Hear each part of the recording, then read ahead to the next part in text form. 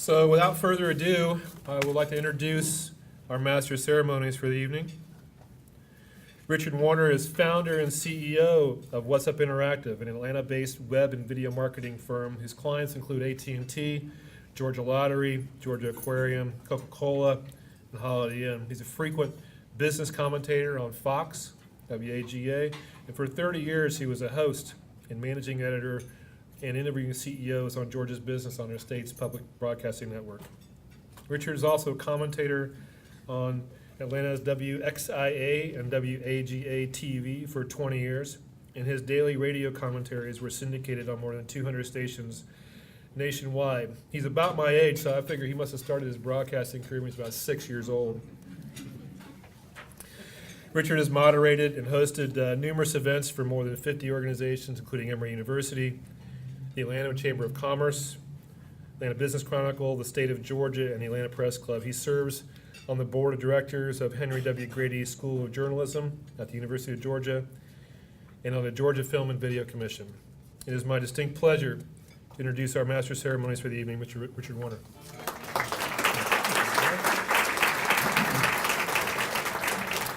Kevin, thank you. It is awesome to be here and to be with all of you as we celebrate tonight. We all have competition. We compete with each other to land business, and then we compete to meet the client's expectations. We compete to hire the best people, and then we compete to try to keep them. We compete with ourselves in our own organizations to turn a profit, which is particularly difficult in this environment. And tonight we are celebrating competition, particularly in one way where we are all on the same side, and that's the competition, Georgia versus everybody else. As Kevin mentioned, we're competing with Raleigh and Boston, Denver, Austin, even Cupertino. The companies that TAG and the Southeastern Software Association are spotlighting tonight are helping our companies collectively attract great people, bring in more great tech companies, and raise the bar for everybody. As we compete, it's absolutely true that leadership matters. The person at the top of the organization is critical to its success and to its growth. Tino is an example of that.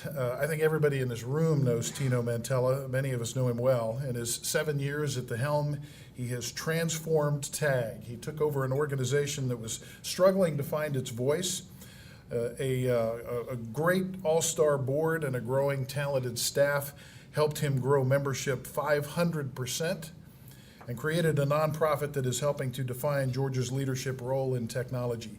Tino, you may or may not know, was a physical education administration major in college. He ran the Y in Chicago for a decade and then the Arthritis Foundation here in Atlanta before taking the reins at TAG. We're lucky to have him. Please welcome Tino Mantella.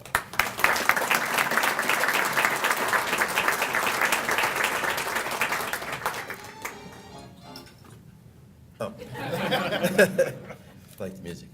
Hello, everybody. It's great to see you. It's great to see a lot of friends here this evening. And thank you, Richard. Just a shout out for Richard. We've asked Richard to do a number of things for TAG over the years, and he's never declined us. And he's always done it with a great willingness and a tremendous job. For example, he has been the moderator of our business launch competition for the last 7 years. And we've given away over $1 million in cash and suite of services during that time. And Richard, all of the companies that we gave that money to are still in business. So I think that's good. Praise, it's yeah. high praise or luck, whatever. But we're happy that that's happened. I also want to thank Kevin for your leadership for SSA. We have a number of different societies, which I'll tell you a little bit about. But it always the societies, like anything else in life, kind of rise and fall with the leadership, and we're fortunate to have a number of great society leaders and society boards, and I want to thank you and the board for your dedication and time. I also have a few of my board members here and past board members, so thank you for being leaders in TAG, and you're helping us to go further and higher. And Richard, I'm glad you included in your comments about me, the board and the staff and in the community, and the people that have really helped to make it happen, because I've been in nonprofit work for a long time. For a while I would say 20 years, and that's actually a little short now, but I'm still going to say 20 years. So longer than 20 years, and organizations are either come in willingly or are very enthusiastic about participating in their whether it's the Cancer Society or whatever cause it is. It's really important to rally around your particular organization. And in TAG, we've got some tremendous people. I mean, I've worked in the YMCA, and that was a great organization. But I think of all the places I've worked, this group of people in TAG are probably the most appreciative of very small things that we do that helps make either their company, them as individuals, and their personal growth better. So really appreciate that. So I have a few comments, and I will talk about where Georgia leads. My first thought was to talk about the history of SSA, which precedes TAG. But knowing that Kelly Gay and John Yates and others that actually were there at the time, and I know they know the history far better than I do, so I'm going to leave that up to John to talk a little bit about how we got to the period when there was a merger. I will talk a minute about the merger. So TAG was actually formed and is here today because three organizations in their wisdom decided that there needed to be an organization like TAG. They saw the economies of scale of coming together as one organization, and they were SSA, Beta, and WIT, Women in Technology. And those three organizations came together in 1998 and said, we want to form TAG, and that was really the beginning of TAG. So we're always very appreciative of those groups. And they hit that period of 1998, 1999, 2000, really heady period for technology. One example of that is in 2000, venture investment in Georgia was over $2 billion. And just to give you a comparative with after 2000, it's been around $350 million to $400 million, $450 million each year. So those were the days, John, where I think they were investing in what some people called vaporware, and not all those investments were good, which is probably why we're now at $350 million. But we're working on access to capital, and I'll talk about that a little bit as well. But at TAG, we sort of rode that boom. They bring in somebody like head of Microsoft, Steve Ballmer or others, and they'd get huge crowds. And they it was just kind of like come together. It's technology. You need to be part of it. There was a lot of excitement during that period of time. And then the bust occurred, and it was really TAG, as Richard said, had to find their voice. I came on in 2004, and it was really struggling to figure out what it wanted to be when it grew up. I think what we came to realize at that time is the first thing we needed to do is create value. And we created these logic circles which said if we could build a board and build membership, we can build the organization around that. And once we have a strong board and a strong membership, partners will come along, we'll be able to generate more revenue and resources to support the organization. And that's actually happened. Just to give you some comparatives, in 2004, we had a great group of basically five board members that were leading the Technology Association of Georgia. And today we have 65 board members. So we really grew the board, people that really care about the community, and it's been an important aspect of everything we have done. We had a dozen societies or special interest groups. At the time, some were called SIGs and some were called societies, and we decided that we didn't want anybody to feel like they were second-class citizens, so we called them all societies. So we had 12, and now we have 30 different special interest groups. And we staff each one of those. Each one of those drives content. So when you had 12 groups, we had about 50 meetings a year at most, and now we have about 200 meetings like this, not all like this, but all kinds of meetings and activities for our members. We had 1,400 members at the time. Now we have over 14,000 members. And one of the things that stood out was the community was really fragmented. So I remember talking to some of the board members. Kelly and I had conversations about this and many others, and we said, there's probably 300 different special interest groups in this area that all want to do something good for the community. And that was the good part of it. The bad part of it was it created a lot of confusion. a lot of competition amongst those groups. So one of our thoughts was, how do we unify these groups? And that's one of the reasons we created the 30 societies and also have 10 affiliate partners that are part of TAG's family. We now, kind of moving fast forward, we took on this strategic shift. And one of the things I think it's important for you to know as supporters of TAG and SSA is that when we got here in 2004, we wanted to own connecting.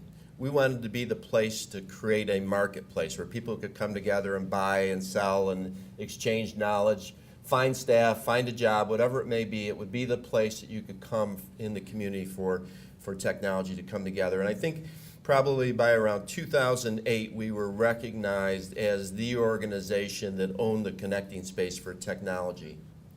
Some of the others have either become part of us or drifted away over the years. But as we looked in around 2008, our board said, you know, that's not enough. And I said, that's not enough. We need to be more than a networking marketplace organization. So we set our sights on being an economic development engine without giving up our roots in terms of, you know, being an organization that would be supporting the marketplace.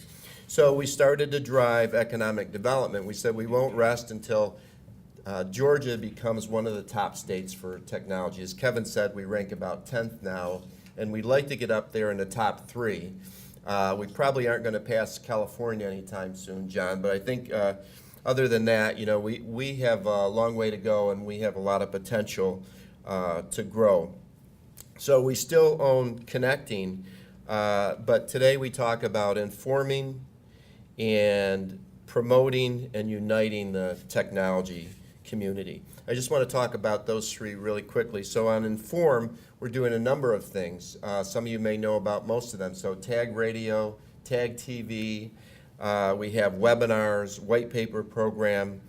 We've created a State of the Industry report, which is out in the community, and then we also do primary research each year. This year's, for 2012's primary research, is we're going to look at talent, because one of the issues here is workforce and talent, and we want to know why people stay here that are talented, let's say when they graduate from a school like Georgia or Georgia Tech, and why they leave. I happened to meet with the president of Georgia Tech today, and they've done a new study, and ASCII is better than most of us have been communicating. For undergrads, 50% of the undergrads leave the state after they graduate.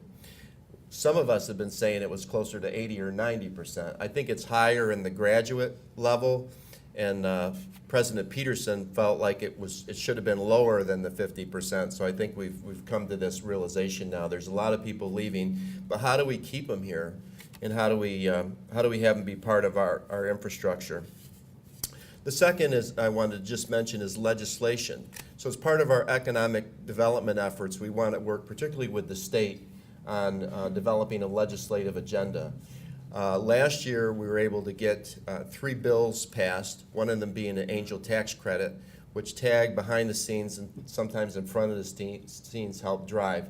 This year, the governor signed a resolution called Senate Resolution 68, which created a commission to study technology all over the state, and the outcome is to be hopefully the first strategic plan ever for the state of Georgia in terms of technology and science. So we have a long way to go from gathering data to actually coming up with a strategic plan, particularly when there's no government officials here tonight, particularly when you're working with the government. That's not going to be the easiest thing to move us to that level, but that's really what we're shooting for. And the next thing we're working on, and John and many others are working on it, is more access to capital.